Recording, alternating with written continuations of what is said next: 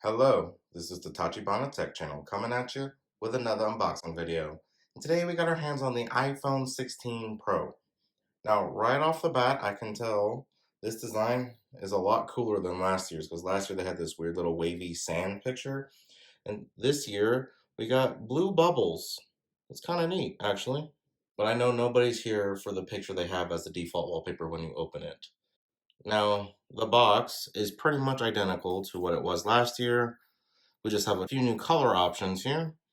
And you can see here that they still include the USB-C cable, power adapter, and headphones sold separately. Yep, that's been pretty much standard for a while now.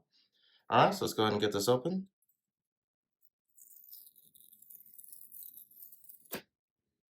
All right. I really like these easy open tabs. I love that they also got rid of the plastic. They seem to be making sure that they stick to their own standard of being carbon neutral eventually. What I like is right away that the white titanium is a lot more white. Whereas last year it was more like an off-white. It looked closer to their starlight than it did white. Whereas this year, actually looks pretty white.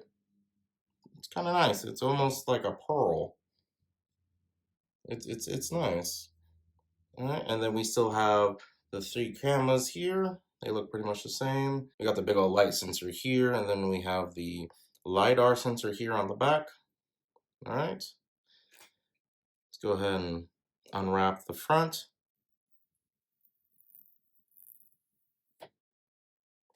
All right, so according to this is where the new camera button is, which is funny. There's always been a weird little cutout here on all the other iPhones that I really never knew what it was for.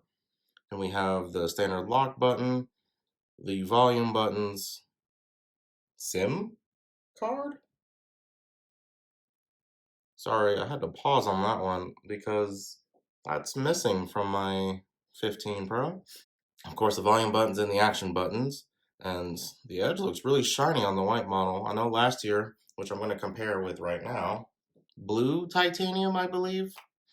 And the edges are nowhere near as shiny. It's kind of nice, actually. And then here is what I was talking about. It's this weird little cutout. I've never really known what it was for, and even like if you look at the documentation on the Apple website, it ignores it. So apparently they were planning for this button during all this time. So other than the cutout becoming a button, there is no substantial difference other than the fact I have a SIM card. That's really confusing me, honestly, right now. Between last year's model and this year's model. Although, one thing is, I think they said the screen was 0.2 inches larger and that it was just slightly longer to accommodate that. It's barely noticeable at a glance, but you can certainly tell that it's just slightly bigger. All right, next we have a SIM card ejector. I'm really confused by this. I guess maybe they're putting SIM cards back? Or maybe they sent me the wrong model. And I have like an international model or something.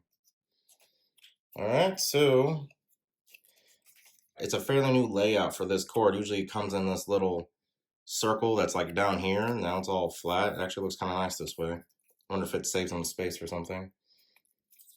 There we go. So there's just this little security paper tab here. You just push it down and then this pulls right on out and then slides out like that. And it's nice that they include these braided cables.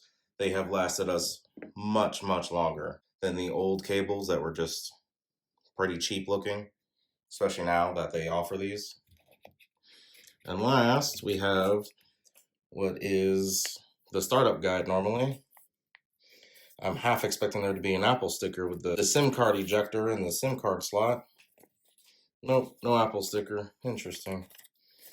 That's just a piece of paper that says iPhone. And then here we have to view the iPhone user guide at that web link there. And this is the same thing in French. There is your regulatory information and then your Apple 1-year limited warranty summary. And I'm gonna go ahead and turn the new phone on to see how fast it turns on. It was about 12 seconds. That's really not that bad. And turning on the device now, I noticed how thin the bezel was. I'm gonna go ahead and compare it with this one here. This is the 15 Pro that we've been comparing all video. And you can see it's just like, it's almost like half the thinness. It's pretty nice. So you can see how thin the speaker for your ear is in comparison to this one. So you can barely see the speaker hole here for when you're making a phone call in comparison to this one, which is clearly collecting dirt and stuff. It's even smaller. They seem to be making that little speaker notch even smaller every year. And then you can more clearly see the bezel difference on this view here. And the other thing that I noticed is, so this button looks pretty much the same, but if you turn it on its side, it looks like it sticks out more. So just a tad bit more, which makes it very incompatible with cases other than the fact it's just slightly larger. And it might just be my imagination, but the camera notch looks like it could be a little bit thicker as well than last year's model. And with that, I do believe that is the end of our iPhone 16 Pro unboxing. If there's any other unboxing suggestions you have, let us know down in the comments. And we will go ahead and catch you guys next time.